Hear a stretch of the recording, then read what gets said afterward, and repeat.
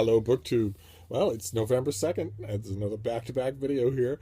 This one about NaNoWriMo, day two.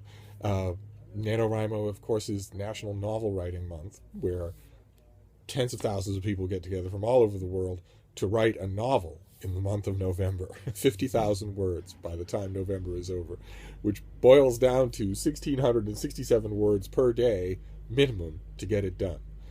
Uh, I'm doing NaNoWriMo this year. I'm going to try and remember to put my author profile down below so that you can all find me. And those of you who are doing NaNoWriMo can add me as writing buddies, and I'll return the favor. I'd like a big crowd. I haven't done that yet. It's only the second day, though, so I can be cut some slack. But I've been talking about NaNoWriMo with a lot of people that I know, via email and in person. And I've heard something in the last couple of days many times that I wanted to address today. Just briefly, I promise this won't be a long video. A lot of people that I know over the years and in the last 2 days have made a variation of saying, I'm a reader, not a writer. And they say it as if they're outside of a gate looking in, and it's just something you're either born with or you're not. And I wanted to stress, in case any of you think that way are actually watching, that isn't true. And I'm firsthand evidence of it. I was born neither a reader nor a writer. I was born something quite different, and was socialized by a species that doesn't read or write. It was all late to me, and I can testify that it can be done. It can be acquired. These things, writing can be acquired. But some of the people who said I'm a reader, not a writer, have said it with a slight twang of pride in their voice, like. I'm concentrating on the essentials is the undertext of what they say, some of them, when they say that way. And that brings me to the point that I wanted to make today, which is that when it comes to fiction, writing makes you a better reader. If you only read and have never tried your hand at writing, there are things that will happen on the page that you will miss. That you won't have as fine appreciation for them as you would if you tried to do them. There's no substitute for that, I have found. If you have a group of characters and they're in situation A, and you know that soon, in order for what you want to happen, they have to be in situation C, then you have a wide array of choices of how to get them from A to B to C, and how fast to do it, and how convincingly to do it. And once you are faced with actually making that happen, as opposed to simply reading it and wondering how your author is going to make it happen, once you've actually done it or tried to do it, then the underlying mechanics of a lot of what your authors do will be laid bare for you. You'll see them in a clearer light, in an interesting new light. And I wanted to stress that that's a lot of fun. That might sound on the surface, what I just described might sound on the surface like something you want to avoid, like pulling the curtain back on a magic trick. But wanting the curtain to stay in place while you read, not wanting to know how the sausage is made, is, let's face it, that's a little bit of a childish idea of reading. That you want to walk through the world reading with your hands over your ears. That doesn't do anybody any good. That robs you of the full complexity of what reading can be, the joy of it. So you don't want to do that. Instead, you want to know as much as possible. And one of the best fringe benefits of knowing as much as possible about mechanics is not only that you'll understand authors better that you read, but that you'll be able to see good authors versus bad ones. You'll be able to, if an author is cheating or being lazy, fudging things here and there constantly, you'll be able to see it. You won't just wander through those scenes vaguely sensing that something is amiss. Instead, you'll know it because you'll have tried it yourself. You'll have come up against that same problem that they have. I have a character here. She's been fine for the first 5 chapters, but it is now evident to me that she must be out of this story soon, or the story will strangle. She will strangle it. How do I get rid of her?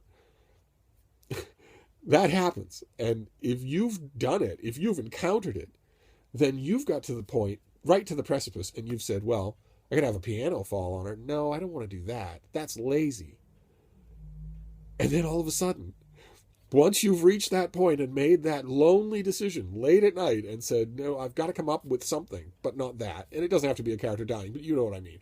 An impasse in a plot. Once you reach that precipice and all the easy answers suggest themselves to you and you don't take them, instead you decide to do something, you start to think it out, work hard at it to come up with it, with an organic solution. You will instantly see when the next fiction author that you read gets to that same precipice and punts. You will instantly see when the next fiction author you read got to that point and made a weaker decision than the one you made. Now, that might not mean that you're a better writer than, for instance, an author who constantly makes weak decisions. Alice Munro. It doesn't mean you're a better writer, but it means you're in the game same as they are. They might have linguistic abilities that you have yet to refine. They might have a breadth of vision that is one of the only things in writing that you can't really teach. But everybody has, as a friend of mine said at a writing workshop that I attended a long time ago, every writer has to move the furniture around. Nobody gets to not do that. And you can do that same as anybody.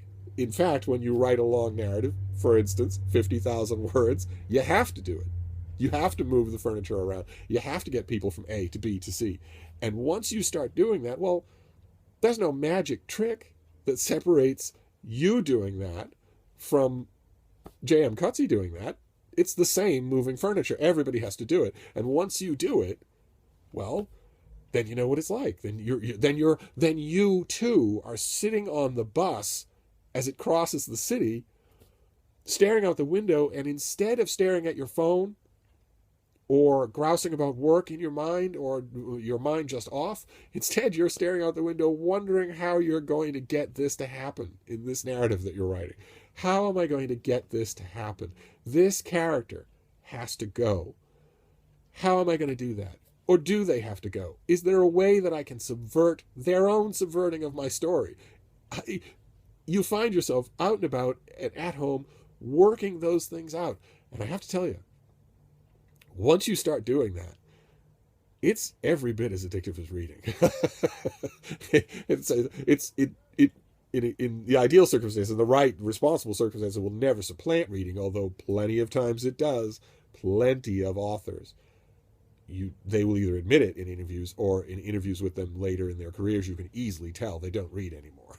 They might write, but they don't read anymore. That has happened. The gigantic names of 20th century literature, for instance, that's true for almost all of them.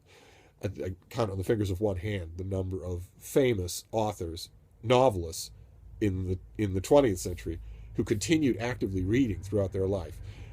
Most of them didn't. And most of them stopped reading, but didn't stop reviewing. So you'd have them, perched on some high pinnacle at the New York Review of Books, bloviating about a book, and it's obvious from their review that they read the first page, or not even that. But it doesn't have to be that way. And I've noticed that some of the emerging great names of the 21st century in fiction are avid readers. They stay avid, active readers, and can't help but improve their work. But the reason I bring it up is because that temptation will be there. You will feel it. When you start to get involved in writing, you are necessarily involved in reading as well.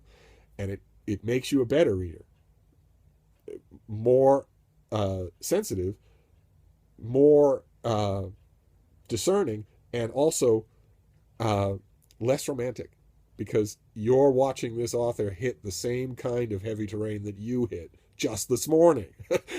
and instead of saying, Turgenev, instead of getting all weepy and dreamy like that, you get to that same point and you say, all right, well, how are you going to do it? And it's a wonderful feeling. And it's only day 2 of NaNoWriMo, so you have time to start feeling that feeling. Make up a plot. Doesn't have to be much. Something very simple. It would take you 5 seconds to do. And if you can't come up with a plot, then email me and I'll give you a plot in 2 seconds. I have no trouble doing that at all. Come up with a plot. Come up with a handful of characters and get them moving around. Give yourself a little momentum and you'll see. You'll like it. And if you keep it up and you get anywhere near 50,000 words at the end of November, you'll never look at reading the same way again. And that's a recommendation for NaNoWriMo right there. So anyway, I'll let you go, BookTube, and I'll see you tomorrow. Thank you.